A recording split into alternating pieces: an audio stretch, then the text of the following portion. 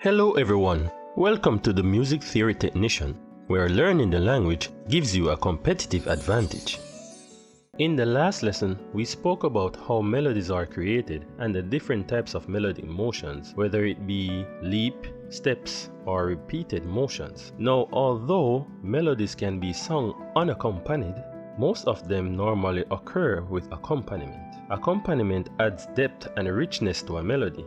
The way in which this accompaniment is constructed is known as harmony. A composer can create different moods and feelings by changing the harmony in a piece of music.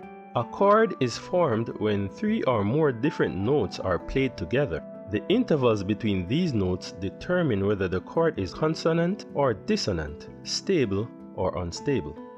The most common consonant chord is the triad, which consists of one primary note called the root and two other notes. One a third above it and the other a fifth above it. This is the most frequently used of all chords. Both of the notes above the root form a consonance with the root, creating a very stable sound. If the notes are played one after another rather than all at once, the result is not a chord but an arpeggio. An arpeggio is what you hear if you strum a guitar once very slowly.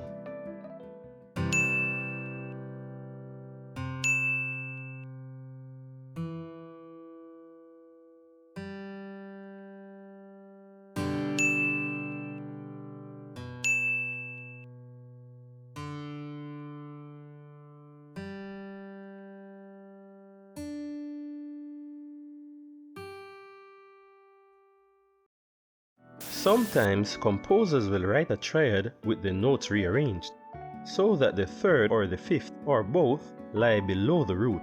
The resulting chords sound slightly different, but the root in each case remains C, because that is the note on which the triad was originally based.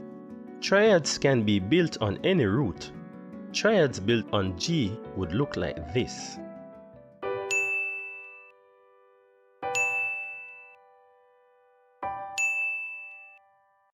Other chords, which are variants of the basic consonant triad, imply subsequent movement to a different triad. In other words, the listener expects a chord change to follow. The most common of these is the seventh chord.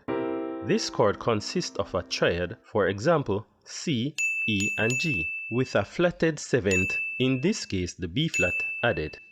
You will notice a difference between the C-E-G sound of the first example in this section and the C-E-G B-flat sound of this last example. The B-flat adds a dissonance to the basic triad because it creates the interval of a seventh with the C.